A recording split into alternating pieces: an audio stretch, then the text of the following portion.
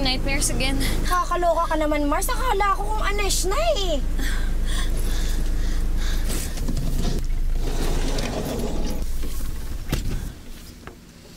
Ay!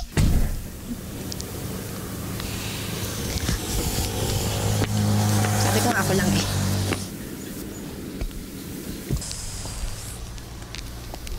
Ma'am Christine, okay lang po ba kayo?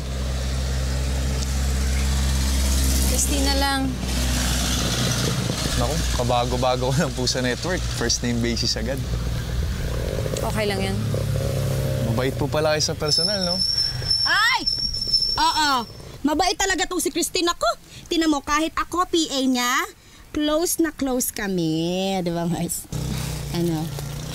Alam mo, ang ayaw niya lang naman kasi talaga ay yung mga lalaking bastos. Yung inaakalang masungit siya, ganun. But wait, there's more. Actually, ako, pwede mo akong bastusin. Anytime. Aroy? Ano ko, ashtray? Oo, mukha naman ashtray. Ang choosy mo, ah. Bakit? Bawal ba ako mamili? Darating ang araw, pipiliin mo rin ako. Malayo pa ba tayo sa San Isidro? Actually, medyo malayo pa tayo. Mars, I'm sorry, I'm hungry. Can we go? Please. May gatas ng kalabaw. Doon nakita ko. Masarap yun sa pandesal. Halika na. Let's go! Come on! Masarap yun, Mars. Gusto mo yun? Sige na nga. Smile! Smile! Naka-dosing balik sa'yo yung waiter para sa kanin. Grabe ka sa 12, ha? Totoo naman, di ba? 11 and a half. Ganun na din yun. Hindi kaya. Pag may and a half, pa demure, pa girl. Kailangan ganun, lalo pag may boy. Pag 11.5, Like, pang hi kapentero. kuya, can I have half rice? Uy guys, grabe ha. Ang mahal ng bulalo sa lugar na to ha. Uy, pero Christine, salamat ha. Busog na busog ako eh. Sarap. Sarap ng bulalo nila eh. Mukha nga eh. Mukha nga solve na solve ka. Kaya, ano kaya? Gusto mo kainin? Charot! Diri ka nga, suka. Charot! Ang aga-aga! Charot! Bad trip. Parang lolo. Tara.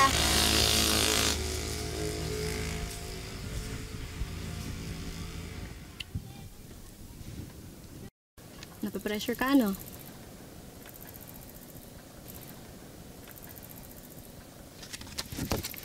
Siyempre naman. The Mystery Case Files is my very first show. Kaya nape-pressure ako ng ganun-ganun na lang. Mars? Taray-taray mo nga eh. Tinan mo, isipin mo 2 years ka pa lang sa network pero umaariba ka na, oh. Iba talaga kapag nag-aaral sa Amerikana. Uy, don't get me wrong.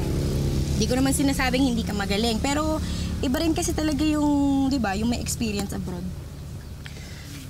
Well, iba talaga for me. Kasi ako yung nagpaaral sa sarili ko. Ay, Mars. Tanong ko nga lang. Saan mo naman nakuha yung mystery case file na yan?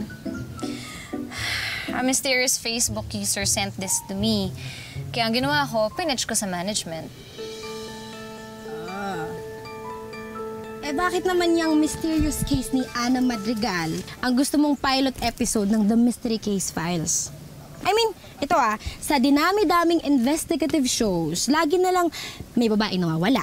Tapos pag nakita, bangkay na. Tapos yung pala na-rape. It's so tabloid, Mars. I mean, lagi na lang ganun, paulit-ulit na lang di ba? I mean, sorry. Ano naman preno tong bibig ko?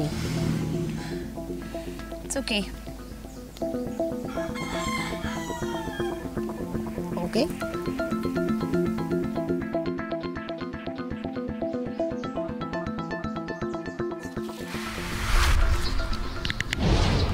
Crispin, Ana, merinda muna kayo. Will you stop that?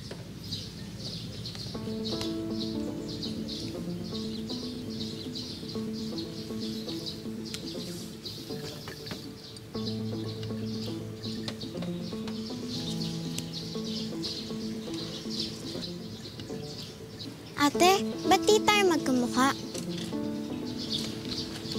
Ate, sabi ko, ba't di tayo magkamukha? Ano yun?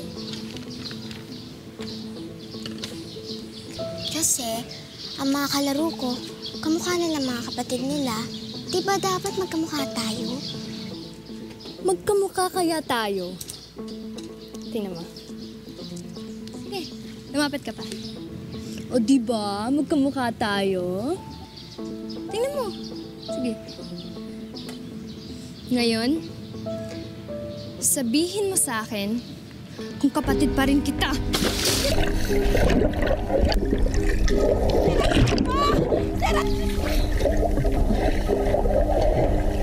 Ana! Si Ana malulunod, Kristen! Emel! Emel! Dalihan mo!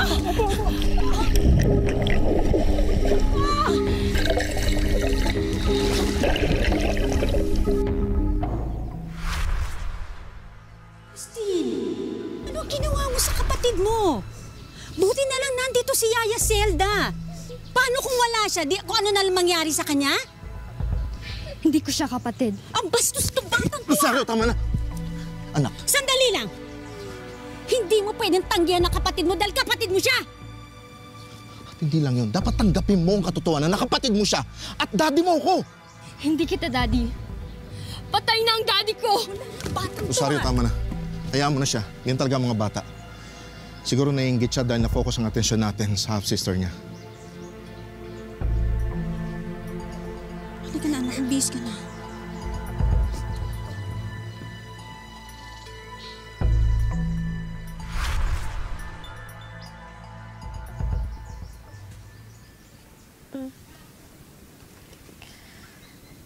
Ana Madrigal is my half-sister.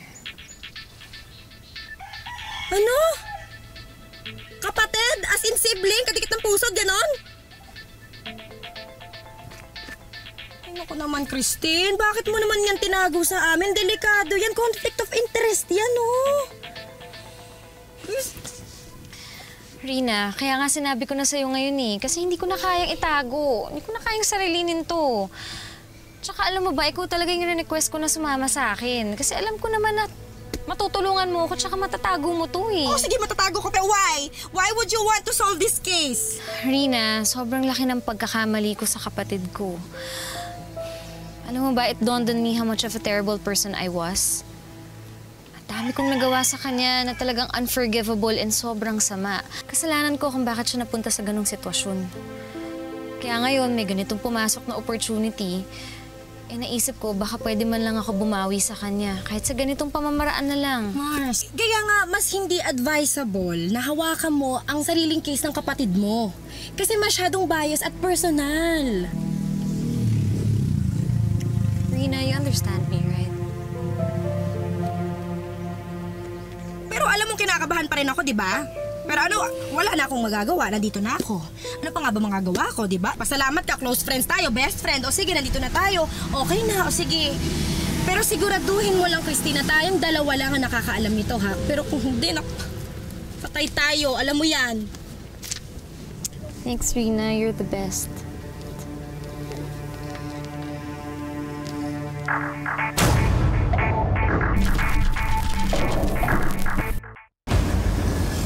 Kapatid niyo yung Ana Madrigal? Narinig mo yung usapan namin? Eh, pasensya na, hindi ko naman sinasadya eh. Don't you know that what you did is very disrespectful? Hindi ka dapat nakikinig sa usapan ng ibang tao. Hindi ko dapat sinasadya.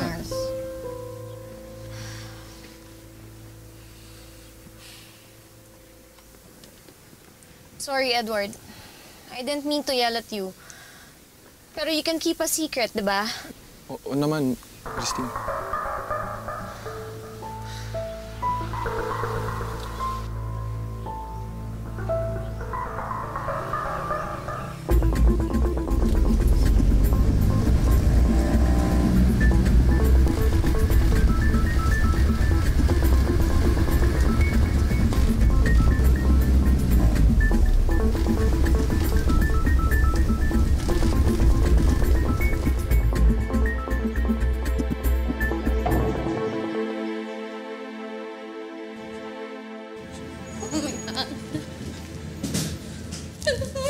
Shit! Friend! Uy! Hotel ba talaga to, ha? Tignan mo nga. Alam mo naman ang production. Wala tayong choice. Ang liit-liit ng budget natin. Eh, friend, di ba taga San Isidro ka rin, ha? Bakit di na lang tayo dun sa dati mong house? Well, ang balita ko, binenta na yung bahay. Simula nung namatay si Mama. Benenta! Kaya dito tayo magsistay, friend. Isang linggo tayo dito, friend. I can't believe this. Boys. So disgusting. Magandang umaga! Welcome to Paradiso Hotel, a heavenly place to stay. Heavenly! Kipill up muna. Ikaw po si... Christine. Christine Del Mundo po.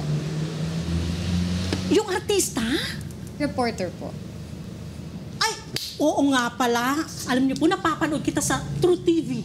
Ay, napapanood niyo po na nakakatawa naman po. May TV sila dito, friend. May TV sila dito. Picture po kayo dito sa Isidro? Turista nga kami, turista. Yun yung balak namin. May susunod sana kaming kaso. Ay, alin po yung bangkay na nakita nung isang linggo? Ay, actually po, ma'am, no. Nandito po kami para po mag-check-in. At pagod na po kami. Baka po may room na po kami. Meron na po ba? Ay, oo naman po. Marami po. Dali lang po, ah. Parang ang marami eh, no? Kasi parang walang nag-check-in dito, friend. Kaya let's go. Come on. Ilan po bang kwartong kukunin niyo? 2. Ah, sandali lang po. Hindi mo niya na-i-enter. Walang ibang hotel dito.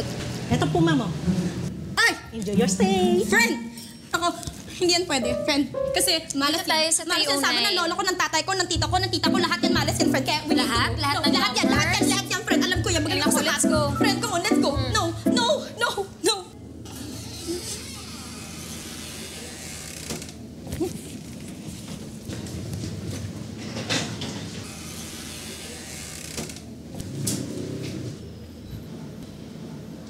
Oh, paano? Doon ako sa kabilang kwarto ah. Kung kailangan nyo ako, katukin nyo lang ako doon. Uy! Paano kung kailangan kita? Pupuntahan mo ko? Huh? Ay! Suplado? Kala mo naman kung sinong gwapo eh, no? Gwapo naman talaga siya. Kinikilig? Ay, Mars, punta muna ako CR. Nilalagkit na ako. Sige. Nilalagkit ako. Katawan ko, Lord.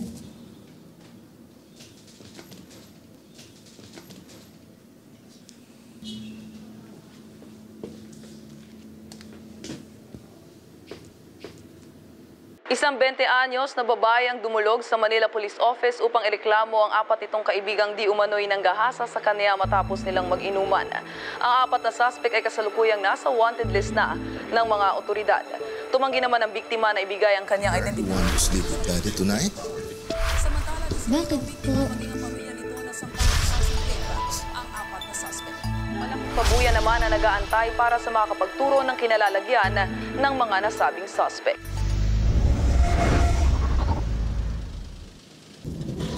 Yan. Uy, dalian mo ha yung camera ha. Ibaba mo na rin lahat ha. Ikaw na mauna. Ma'am. Nandito ho kami para sa kaso ni Ana Madrigal. Sino ho ba pwedeng makausap? Christine Del Mundo, yung artista po kayo, no? Reporter po. Ay, sorry po. Reporter nga pala. Tungkol dun sa kaso ni Ana Madrigal, si SPO4 Gary Perez po ang may hawak ng kaso niya. Alam niyo po ba kung saan ko siya pwedeng hanapin? Sige po, samahan ko kayo. Sandali lang po. Take charge. Ma'am, dito po. Gary, may naghanap sa'yong artista. Reporter pala. Let them in. Ma'am, pasok na raw po kayo.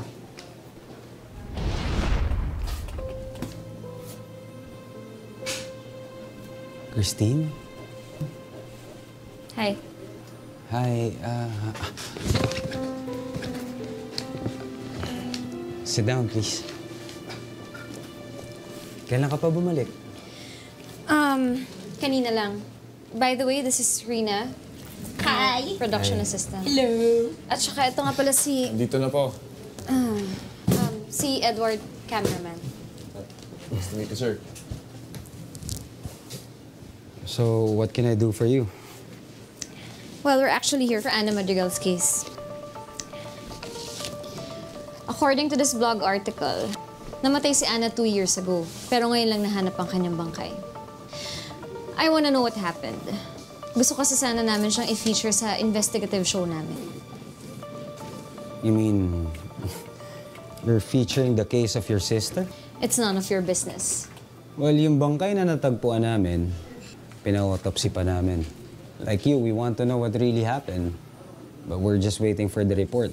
Pero ang suspecha ko, rape murder ang nangyari. Wala man lang ba kayong any leads or suspects? We have a few leads and information. You know what? Give us a bit more time and I'll get back to you. More time? Like 2 years?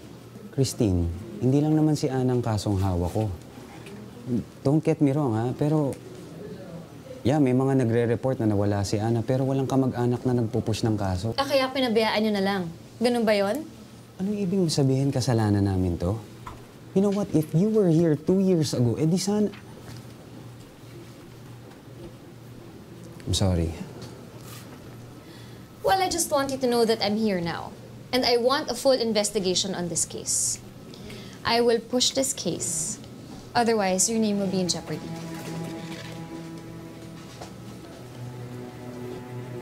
Grabe pala nagtaray si Miss Christine, no?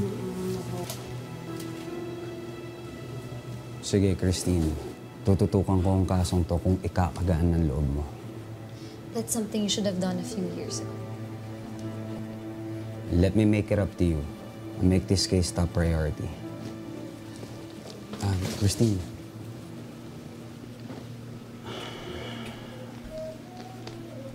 Pwede ba kitang iyayin mag-dinner?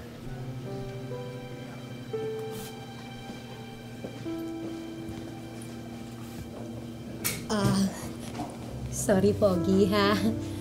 But I think that means no. Bye.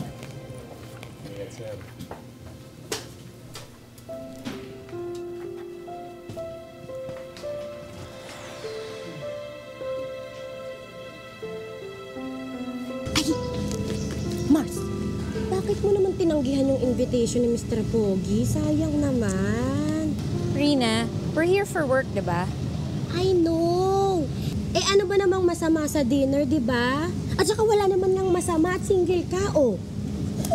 Hindi ko naman kasi priority ngayon yan eh. Ang priority ko, mag-focus tayo sa show na to para may maipalabas tayo. Gusto mo bang mawala ng trabaho? Alam mo, sabi ko nga eh, kasi naman ikaw, Christine, puro na lang date ang iniisip mo. Tsaka dapat magtrabaho lang tayo. Work, work, work, pak! Let's go, let's go, let's go, let's work, let's go, let's work! Let's go! Ba't di ka pa sumasakay? Wala, maglalakad-lakad lang muna ako. Mauna na kayo. Ganun. Sige. Balitaan mo na lang ako dun sa date niyo ni Mr. Pogi, ha? Hindi nga ako makikipag-date. Ang kulit mo naman eh. Okay. Let's go, baby!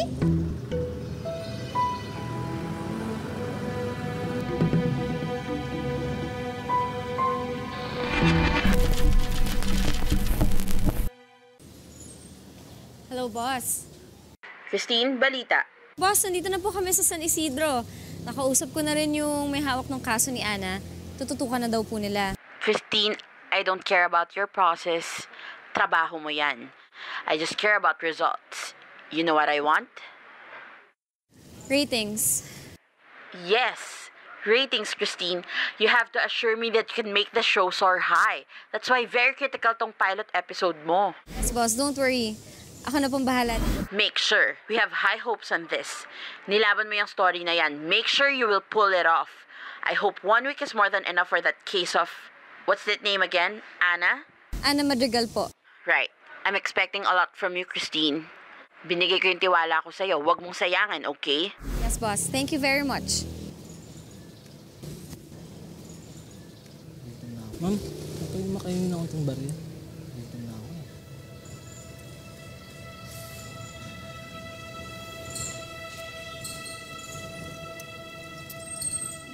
Uy! Uy, kuya! Cellphone ko!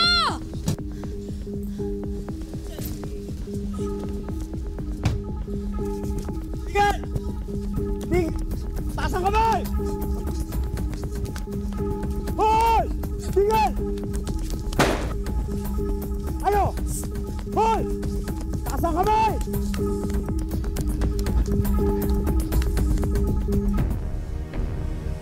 Sinabi ng tigil, di ba? Sumuputokan kita? Ha? Ha? Baka! Sir, tara! Ganyan. Tingin mo sa akin. Ha? Ano? Utaka mo pa ako? Tayo! Tayo! Pa! Ha? Tigas ng ulo mo.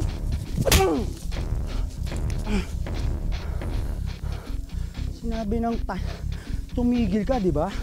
Ang laki-laki ng katawan mo. Ayaw mo magtrabaho. Ganyan! Tayo!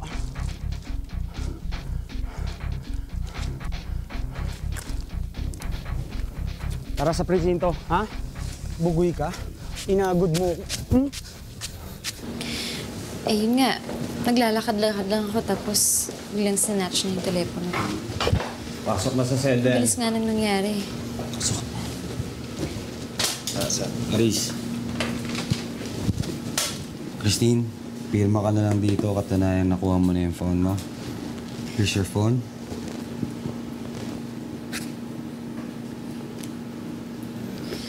Salamat. Ang ganda naman pala pag galing sa'yo eh. Pwede ba kita maimbitahan for dinner? Gary, it's your job to protect this place. Now, please don't think that this will be your ticket to take me out to dinner. Hindi naman yun yung ibig kong sabihin eh. Alang-alang sa dati nating pagkakaibigan. For old time's sake.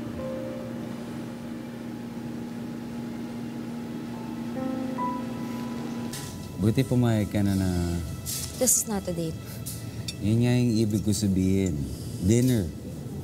May iba ako. Ba't ka umalis sa San Isidro? Well, nag-aaral ako ng journalism sa States for 4 years. And then I came back here sa Philippines. 2 years pa lang ako nandito. And I got hired as a reporter sa True TV. 2 years ka na pala dito sa Pilipinas eh. Ba't ngayon ka lang bumalik sa San Isidro? It's a long story, Gary. Some stories I don't even want to remember. Wala ka pa rin pinagbago, ano? Same old Christine. Stiff, mysterious, secretive. Wala ka pa rin boyfriend, no? Nangiinsulto ka ba? Hindi, that's not what I meant. Ang ibig ko sabihin, sobrang strong kasi ng personality mo eh. So bibira ang klase ng lalaki makaka-handle ng ganyan. Maybe. Or siguro I just choose to be like this. Ikaw ba? How are you? Meron ka bang girlfriend? Girlfriend? Wala. Wala. Bakit? Bading ka ba? Of course not. I had a few relationships. Didn't work out. So, just so happened that I'm single. Okay. May iba ako. Ano ba nangyari sa atin? Okay naman tayo noon ah. Gary, why don't we just move on? Past is past. We're no longer teens, diba? Come on. Gusto ko lang malaman. Kasi hanggang ngayon hindi ko pa rin maintindihan eh. May problema ba sa akin? I'm sorry, I have to go. Wait, Christine. Hatid na kita.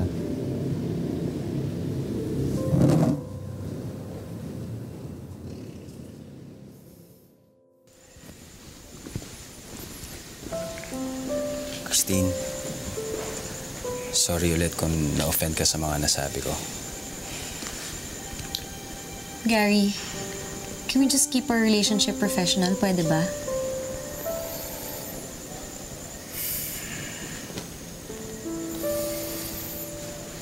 By the way, balitaan mo na lang ako kapag may bagong development ka sa case ni Ana. Sige na, mauna na ako.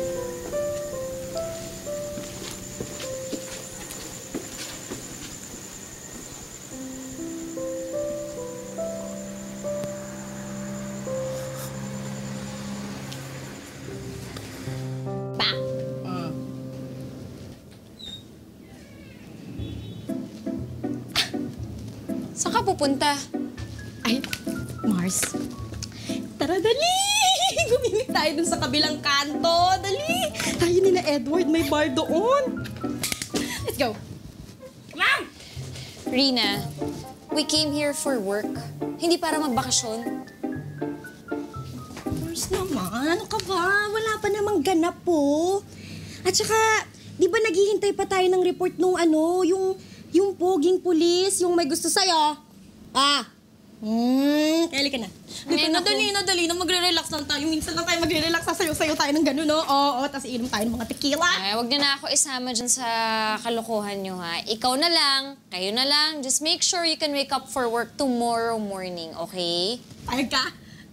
Sige na. Oh, yes.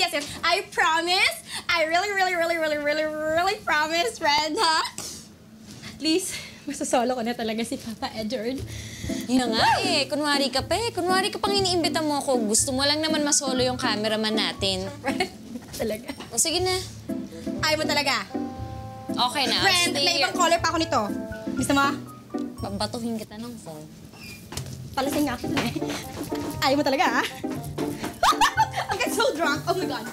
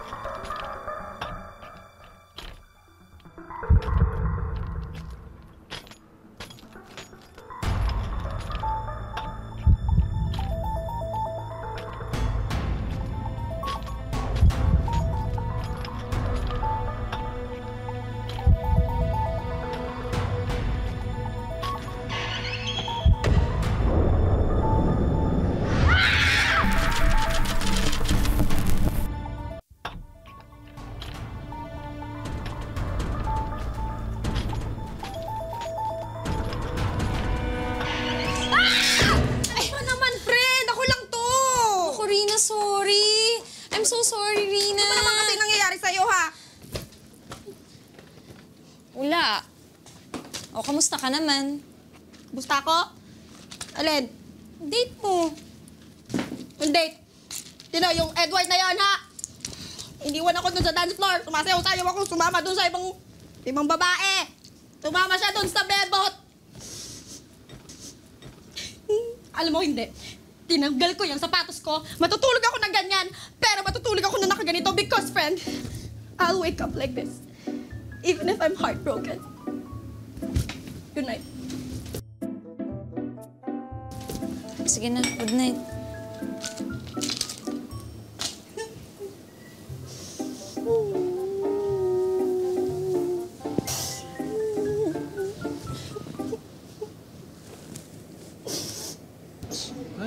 Mamaya kulang yan, ha? Amin na. Ito na pala yung mga nakalap naming impormasyon from 2 years ago about Ana Madrigal's case.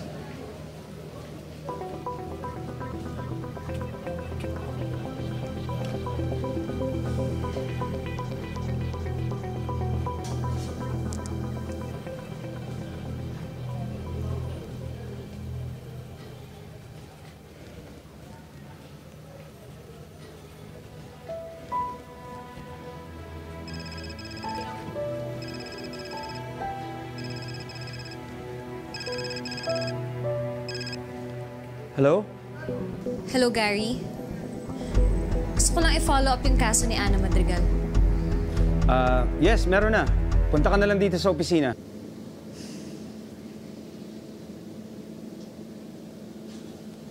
Kailangan ba talaga nating i-record to? We're doing this for a TV show. Kaya kailangan talaga recorded lahat. Sige, roll mo na yan. And 5, 4, 3, 2, action. 2 years ago, we received some reports from some concerned classmates and teachers of Ana Madrigal that she mysteriously disappeared. Bigla na lang daw tong hindi pumasok. Wala rin nakakaalam kung nasaan siya. Even dun sa dormitory na tinutuluyan niya ay hindi na rin daw to umuwi. At dahil walang makuhang kahit anong impormasyon tungkol sa kanya, pati kamag-anak niya hindi rin naman siya hinahanap, nahinto ang development ng kaso. Until last week na natagpuan ang kanyang bangkay sa forest. Doon lang ulit nabuksan ang kasong ito. Base sa aming initial report, hinihinalang ni-rape muna ang bangkay bago ito pinatay. We're just waiting for the autopsy report kung confirm nga ang aming conclusion. And we came up with 3 possible suspects. Suspect number 1, Francis De La Paz, o mas kilala bilang Mang Tito. Siya ang regular na tagahatid at tagasundo ni Ana. May mga nagsasabing sa kanya huling sumakay si Ana nang gabing mawala ito. Suspect number 2, Professor James Villanueva, ang physics teacher ni Ana.